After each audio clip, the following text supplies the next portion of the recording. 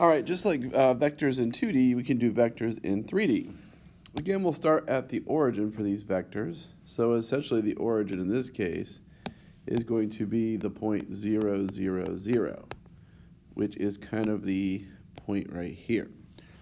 So we'll start vectors there, and then we'll have some terminal point in the in space. So if I'm looking at, let's say, vector 2, -3, and 4, then I'll start my vector at the origin, so I'll just end at that point.